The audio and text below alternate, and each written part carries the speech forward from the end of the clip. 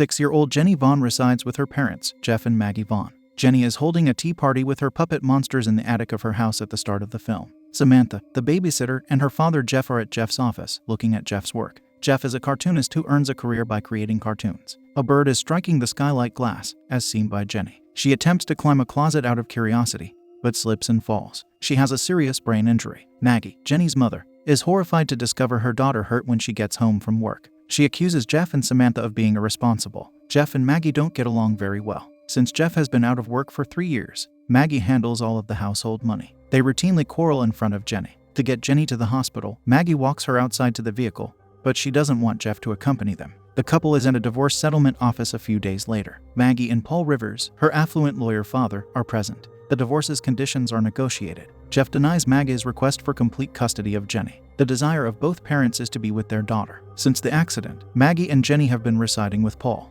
Maggie assures Jeff that he can spend the next day with Jenny after their conversation. Jeff goes home, exhausted, to an empty house. Even the home where he resides is Jenny's. He watches old family videos. Jenny and Jeff are waiting for Maggie to come the next day in a cafe. Jeff observes Jenny as she does sketches on her notepad. Connor, an old college mate, just then recognizes him. He is presently the head of a large comic publisher. He proposes Jeff an office position, but Jeff interprets it as a request to purchase his artwork. Jeff receives a call from Maggie while they converse. When he informs her of the job offer, Connor corrects him. Maggie informs Jeff that finding work is not so simple. The pair have another disagreement. While on the phone, Maggie is unexpectedly struck by a vehicle as she crosses the street. She passes away in the collision. A couple of days have passed. Following Maggie's burial, a crowd has gathered at the couple's house. Jenny starts smearing sauce on the wall while painting with her fingers. When Jeff requests her to stop, she refers to herself as a baby and speaks in a baby-like manner. Then Jeff begins to speak briefly about Maggie. Samantha extinguishes the flames after their family portrait catches fire. An unsettling sense is created by Jeff's twisted face in the photograph.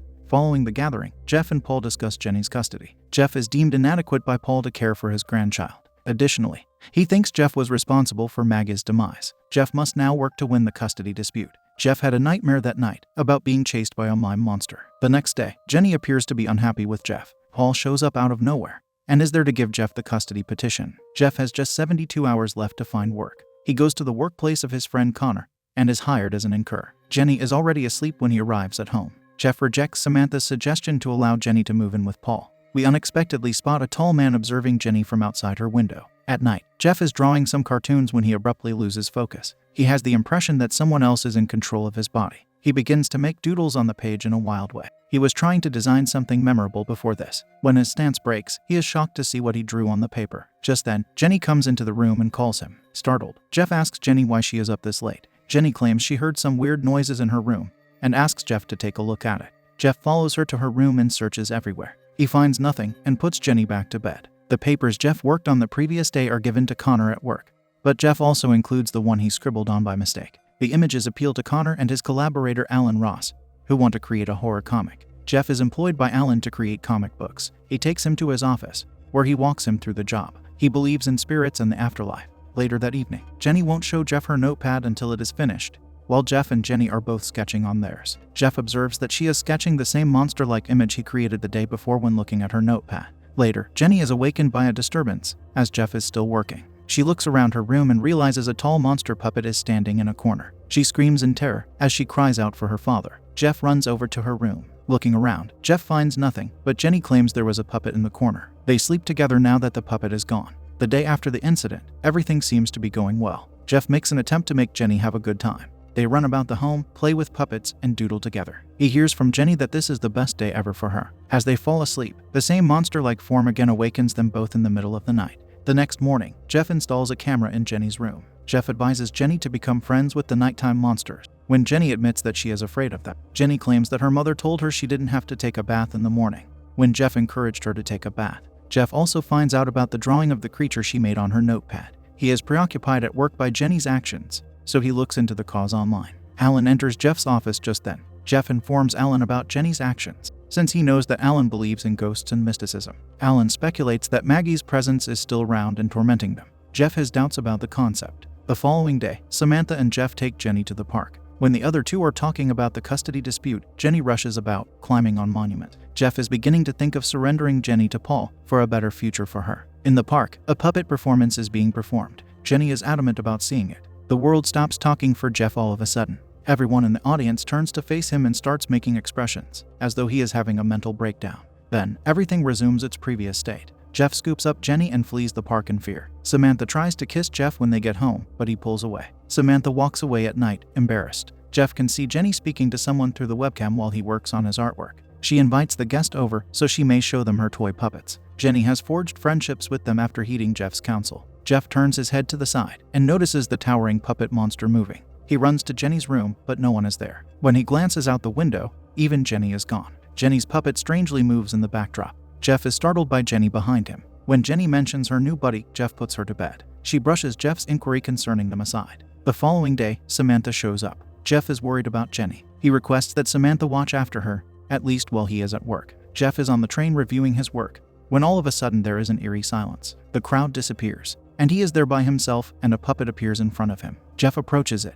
When he takes off a cloth to see its face, it immediately chokes him. At work, Alan tells Jeff about this concept, in which spirits possess things like the doll or a house. At the same time, Jenny sees a puppet outside her window and smiles at it. The attic door swung open by itself for Jenny and she goes in. Samantha goes in search of Jenny after overhearing Jenny chatting to herself. The attic door automatically closes. Samantha asks Jenny to unlock the door from outside. The door reopens. Jenny descends the stairs, but Samantha notices a large puppet behind her. This frightens her. Samantha is still sobbing when Jeff returns home. She informs him about the situation. Jeff then locks the attic door and retains the keys in his possession. When he gets inside his home office, he finds all of his work spread around as if it has been destroyed. He storms into Jenny's room and scolds her, but she denies everything. She then informs him that she recently spoke with her mother. Jeff drives Jenny to work with him the next day. He apologizes to Alan for destroying his work and shows him Jenny's monster drawings. Alan argues that Maggie is returning to take her kid because it is what she desired most before her passing. He then hands Jeff the ayahuasca gadget.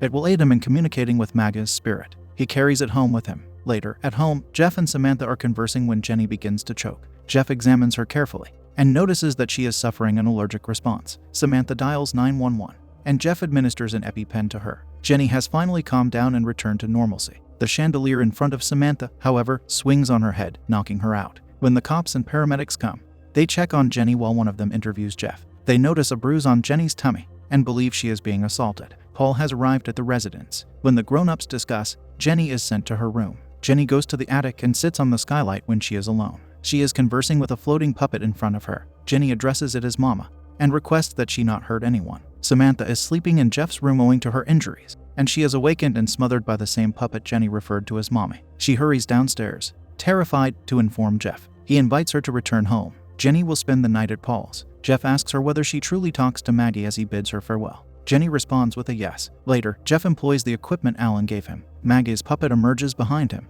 and he requests that she release Jenny. He awakens in the living room the next morning. The next day, they are at the lawyer's office when Jeff offers to go upstate with Jenny near Paul so she may be closer to her grandfather. Paul informs Jeff that they have discovered the vehicle that murdered Maggie. Jeff then heads to his office to resign, while Samantha, Paul, and Jenny return home to pack. Paul receives an email with the name and photo of the person who murdered Maggie. He is on the phone with Jeff when he gets pushed down the stairs. Jeff returns home to see Paul on the stairs. He shows him the culprit's image. Samantha appears and urges Jeff to go because there is someone in the home. Jeff shows her the image of the murderer. Samantha herself is revealed to be the culprit. Samantha murdered Maggie because she was envious of her and in love with Jeff. Jenny's meals had also been poisoned by her. When Maggie's puppet emerges behind Samantha, she threatens Jeff with a shard of glass. She takes up Samantha and stabs her in the neck. Jenny, who was watching from the stairs, becomes terrified and hurries up to the attic. Jeff follows her to find her sitting outside on the skylight window. Jeff rushes to catch her as she is about to fall, but both of them glide out the window. When Jeff opens his eyes, Jenny informs him that they have fallen.